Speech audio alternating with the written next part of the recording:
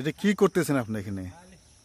এইটা রেনু দিছি হাজারির। এটারে এখন মুরগির ডিমের কুসুম সিদ্ধ করে সাদাটা ফালাই দিয়া এবং খাইয়া ফালাইয়া শুধু কুসুম এই মাছের রেনুরে খাওয়াইতে হবে। কুসুমের সাথে আর কি দিছেন? ময়দা দিচ্ছি। ময়দা? তার ময়দা কুসুম মিক্সিং করতেছেন এখন? হ্যাঁ, আমি কুসুমটা আগে গালাইতেছি, ময়দাটা পরে দিব, নাহলে একাত্র করবার গেলে ওইটারে ধরা যায় না, পরে বিচি বিচি থাকে না। ভিড়ের বেলা এটাকে মাছের রেনু খাবে? খাবে ইনশাল্লাহ। দেন তো দেখি খায় কিনা, বুঝাইতে পারবেন? একটু পরে দেখতে পারি, এটা পরে মানে নেই। আচ্ছা, এখন বানানো হয় নাই? না না।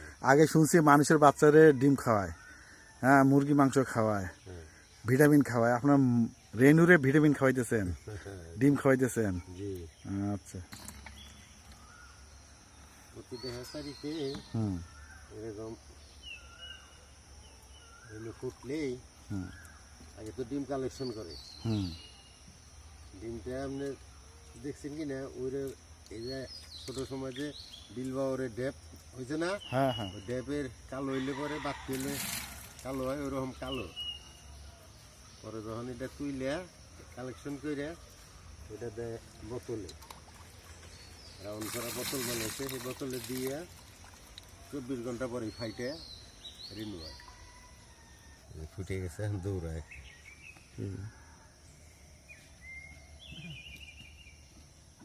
দুইটা আছে, ওই একটা ছোট একটা। দেখাই তো যায় না, এত ছোট। একবারে কোনগুনি না? এই যে একটু, হ্যাঁ হ্যাঁ। ও এইটা এখন এই ডিম খাবে। এটা ময়দা ডিম খাইয়ে এটা বরফ না?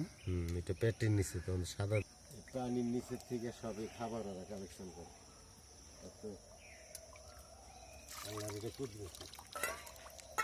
পুকুরে তো খাবার দেই, নদী নালায় তো খাবার দেয় না, তারপরেও আমার পুকুরের চেয়ে 3 গুণ বেশি বড়। ডিম খাবো।